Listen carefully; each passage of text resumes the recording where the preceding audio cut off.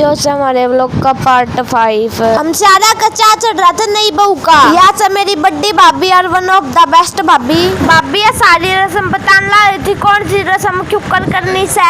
मेरी माँ ने न बेरा था इतना जितना मेरी भाभी ने बेरा था। हीरो ने देख लो। अरे ईब हो रही है थप्पे लगाने की तैयारी। मैंने बनाई जल्दी जल्दी मैं यार बड़ी सी बेल जल्दी जल्दी मतलब भाई सी बनेगी। फिर मैंने लिखी शादी की तारीख और भाई भाभी का नाम तब मैंने लिख दिया था ऊपर। फिर मेरी भाभी बैठी इनके थप्पे लगवाने थी। भाभी ने बड़ी जेठानी होने का बढ़िया फर्ज निभाया।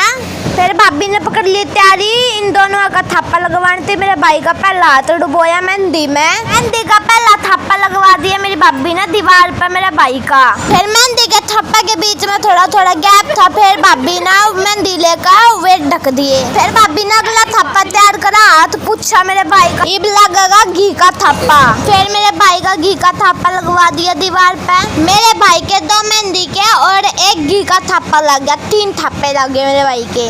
फिर नई बहू के भी थप्पे लगवाए गए। इस तरह था कि मेरे भाई भाभी ने थप्पा की रस्म पूरी। भाभी ने गुट्ठे से गुट्ठे मिलाकर थप्पे लगवाए। फिर मेरे भाभी ने मेरे भाई को मीठा दूध पिलाया ताकि इनके रिश्ते में मिठास बनी रहे और प्यार प्रेम बना रहे। फिर लाडू बदलवाई की रस्म करी। फिर मेरा भाई बोला यो है क्या वो ब्याह का लाडू इन्हें खा कर भी पछतावा और बिना खाए भी पछतावे है। मेरे भाई भाभी का पेट भर रहा था बेचारा था पूरा लाडू खाया ना गया। मेरे भाई ने तो क्यों खा लिया। मेरी भाभी ने चींटी की डाला खाया। फिर वही खिचड़ी की रस्म। फिर सासू बहू ने बैठ कर खाई झूठी खिचड़ी ताकि इनका भी प्यार प्रेम बना रहे। एक थाली में खाई खिचड़ी ताकि सासू बहू की लड़ाई न होवे।